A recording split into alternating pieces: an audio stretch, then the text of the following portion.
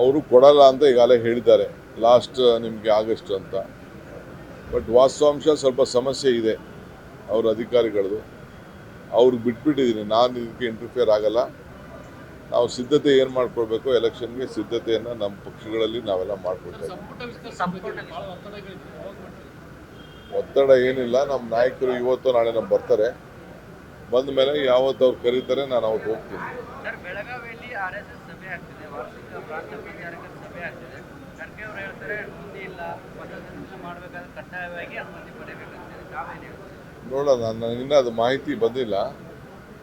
ಈ ಪೇಪರಲ್ಲಿ ಬರೆದಿದ್ರೆ ಅಷ್ಟು ಮಾತ್ರ ಗೊತ್ತಿದೆ, ವರದಿ ಕೇಳಿದ್ದೀನಿ. ಆಮೇಲೆ ಕಾನೂನಲ್ಲಿ ಯಾರಿಗೇನೇನು ಅವಕಾಶ ಇದೆ ಆ ಅವಕಾಶಗಳಿಗೆಲ್ಲ ಸಿಗ್ತದೆ. ಕಾನೂನಲ್ಲಿ ಅವಕಾಶ ಇಲ್ಲ ಅಂದ್ರೆ ಅವಕಾಶ ಸಿಗೋದು. ಒಬ್ಬೊಬ್ಬರಿಗೆ ಒಂದೊಂದು ಮಾಡೋದಲ್ಲ. ಮೋಡ ಬಿತ್ತನೆ ಬಗ್ಗೆ ಭಾಳ ಡಿಮ್ಯಾಂಡ್ ಇದೆ. ನಾನು ನಮ್ಮ ಲೀಗಲ್ ಅಧಿಕಾರಿಗಳು ಮತ್ತು ನಮ್ಮ ಫೈನಾನ್ಸ್ ಡಿಪಾರ್ಟ್ಮೆಂಟ್ ಅವ್ರ ಮಾತಾಡಬೇಕು. ಶಾಸಕರೆಲ್ಲ ಭಾಳ ಒತ್ತಾಯ ಮಾಡಿ ಹೇಳಿದ್ದಾರೆ, ಪರಿಶೀಲನೆ ಮಾಡ್ತೀನಿ.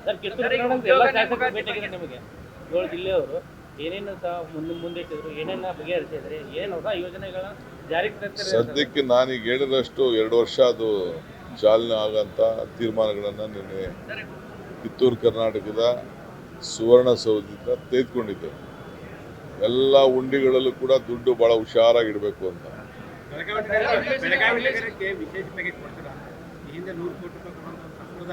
ಈಗ ಬಂದಿದ್ದೀನಿ ನೋಡೋಣ. ಕುಮಾರಸ್ವಾಮಿ ಅವರು ಚೀಫ್ ಮಿನಿಸ್ಟರ್ ಇದ್ದಾಗ ಬೆಳಗಾವಿ ಅಧಿವೇಶನ ಮಾಡಿದ್ರು. ಯಡಿಯೂರಪ್ಪನವರು ಕರ್ನಾಟಕ ನ್ಯೂಸ್ ಬೀಟ್ ಫಾಲೋ ಮಾಡಿ, ಸಬ್ಸ್ಕ್ರೈಬ್ ಮಾಡಿ.